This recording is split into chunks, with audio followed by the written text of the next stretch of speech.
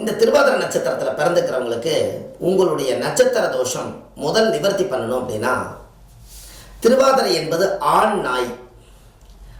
நாயிலேயே ஆண் நாய், பெண் நாய் கிடையாது, ஆண் நாய். முதல் வேலையா அந்த திருவாதிரை என்பது ருத்ரன் பிறந்த இடம், அது மயானமான இடம். அதனால சிவனே மயான சிவன். அதனால அந்த சிவனுக்கு காவலாளியே கால பைரவர் தான். அப்போ கால பைரவருங்கிற என்பது நாய் தான். அதனால நீங்கள் என்ன பண்ணுறீங்கன்னா, உங்களுடைய திருவாதிரை நட்சத்திரத்தில் இப்படி இருக்கிறதுனால இயற்கையாக இறந்த நாய் ஏதாவது ரோட்டில் அடிபட்டாலோ இல்லை ஏதாவது நோய் வந்து இறந்து போனாலோ அந்த நாயை எடுத்துகிட்டு போய் கால் மிதிபடாத இடத்துல கொண்டு போய் திருவாதிரை நட்சத்திரக்காரர் போய் மனசார ஒரு அனாதி பாடி எடுத்து அடக்கம் பண்ணுனா எப்படி பயபக்தியோடு பண்ணுவோமோ அதே மாதிரி நீங்கள் திருவாதிரை நட்சத்திரத்தில் பிறந்திருக்கிறவங்க ஒரு நாயை கட்டி இழுத்துட்டு போய் இறந்த நாயை எடுத்துகிட்டு போய் குழியை தோண்டி அதை நல்ல முறையாக அடக்கம் செஞ்சு அதுக்கு ஒரு மாலை போட்டு ஒரு மஞ்சள் தொளிச்சு அதுக்கு ஒரு கற்பூரம் பொருத்தி வச்சு ஒரு 3 முறை சுற்றி சாமி கும்பிட்டுவாங்க. கால பைரவருடைய தோஷம் அன்னையோட நிவர்த்தி ஆகும். அதுக்கப்புறம் உங்கள் குடும்பத்துக்குள்ளே உங்கள் வம்சத்தவே நாய் கடிக்காது. அன்னையிலேருந்து சிவன் உங்களை ரொம்ப நல்லபடியாக சந்தோஷப்படுத்துவார்.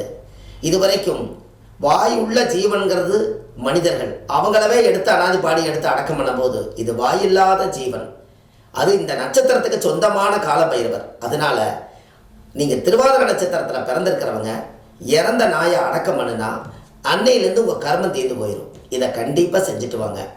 இது உங்கள் ஜாதகத்தில் இப்படி ஏதாவது திருவாதிரை நட்சத்திரத்தில் யார் பிறந்திருந்தாலும் இதை கூச்சப்படாதீங்க, அருகருப்பு படாதீங்க. நம்ம வீட்டில் உயிரோட நாய் இருக்கும்போது அதுக்கு நீங்கள் பால் கொடுத்துருப்பீங்க, பிஸ்கட் கொடுத்துருப்பீங்க, உங்கள் காலவே பின்னாடி சுற்றிட்டு வந்திருக்கும், உங்கள் பெட்லேயே படுத்து தூங்கியிருக்கும், உங்களுக்கு நிறையா உதவிகள் அது செஞ்சுருக்கும். அப்போ உயிரோடு இருக்கும்போது அதை மதிக்கிறீங்க. அதை இறந்துருச்சுன்னா அது நாய் எங்கேயோ கிடக்குதுன்னு பார்த்துட்டே போகிறீங்க. ஆனால் யார் வேணாலும் பார்த்துட்டு போகட்டும், திருவாதிரை நட்சத்திரக்காரர்களுக்கு இனமே அதுதான் அல்லவா.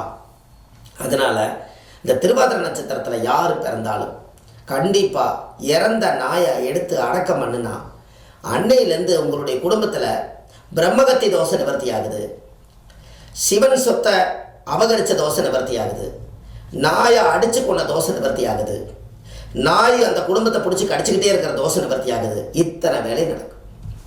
இதை கண்டிப்பாக இதை நீங்கள் செய்வீங்களா? இதை செஞ்சு தான் பாருங்களேன்.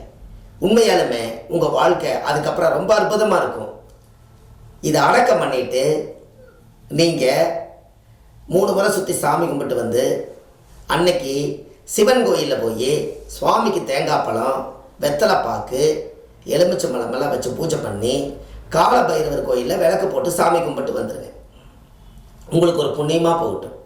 அன்னையிலேருந்து உங்களுக்கு திருவாதிரை நட்சத்திரம் திருவாதிரை உங்கள் திரை ஓப்பன் ஆயிரும். உங்கள் வாழ்க்கை சிறப்பாக இருக்குது. இதை நீங்கள் செஞ்சுட்டு வாங்க. எப்படி இருக்குதுன்னு பாருங்கள். பிரமாதமாக இருக்கும் உங்கள் வாழ்க்கை. ஏன்னா அவங்களாட்ட கஷ்டப்படுறவங்க யாருமே இல்லை.